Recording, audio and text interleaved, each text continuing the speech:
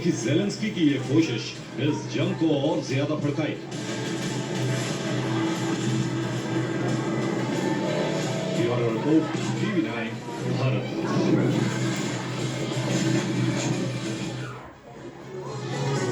और एक बड़ी खबर है, यूक्रेन के सूमी में ड्रोन हमले। रूसी सेना ने 36 ड्रोन यूक्रेन के सूमी में दागे। यूक्रेन का हथियार डिपो ध्वस्त हो गया।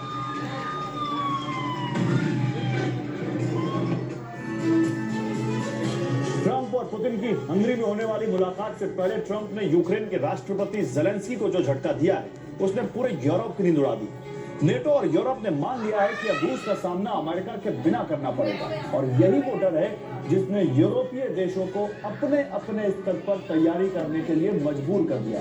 लेकिन यूरोप और नेटो की ये मजबूरी यूक्रेन की जंग को न्यूक्लियर युद्ध की दिशा में मोड़ने का पहला कदम साबित हो सकती है।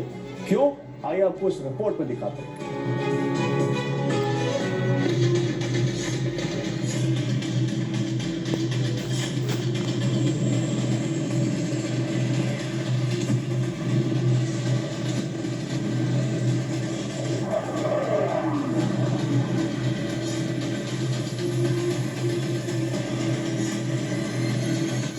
In every war, it's very difficult. We want peace. Putin doesn't want.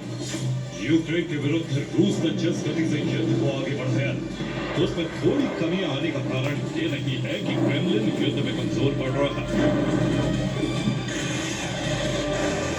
बल्कि इस गति में कमी के कई कारण,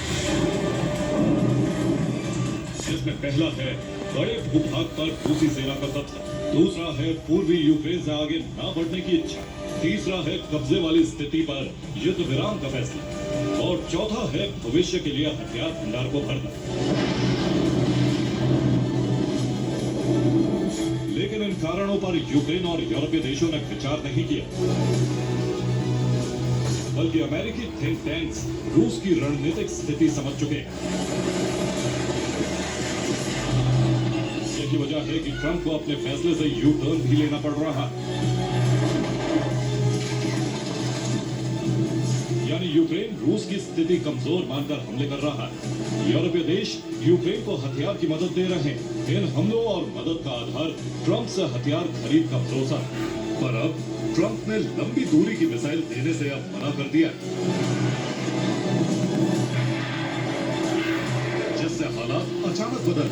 अब हालात ये हैं कि यूरोप और यूक्रेन को भरोसा हो चुका है कि ट्रंप का रुख पुतिन के प्रति न सिर्फ नर्म है, बल्कि वो यूक्रेन और यूरोप को गुमराह भी कर रहे हैं।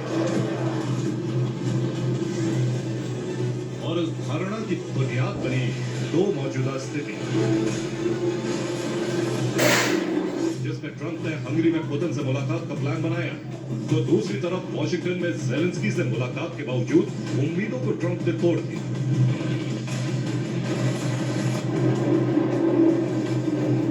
जो संकेत है कि ट्रंप पुतिन के विरोधी नहीं, बल्कि उनके मददगार।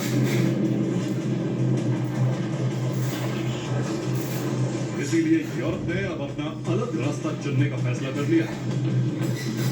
This visit did not go as Zelensky had hoped. I think I can say that here. But it also shows that we as Europeans still have a lot to do to end this war in Ukraine as quickly as possible.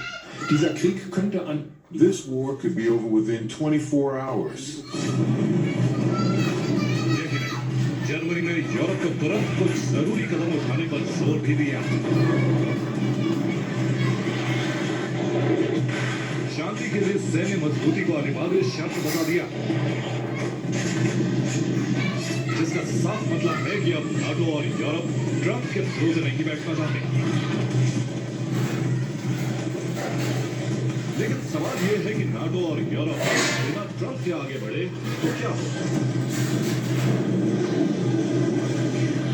अनुमान की जमीन पर कहा जा सकता है कि यूरोपीय देश खुद लंबी दूरी के हथियार यूक्रेन को देंगे, यूक्रेन को रूस के अंदर तक हमला करने की अनुमति देंगे। शांति सेना के बहाने यूरोपीय सेना यूक्रेन में तैनात होगी, अमेरिकी हथियारों की तैनाती यूरोप की सीमा पर होगी, और मुमकिन है कि फ्रांस अपने न्यूक्लियर हथियारों की तैनाती को विस्तार दे।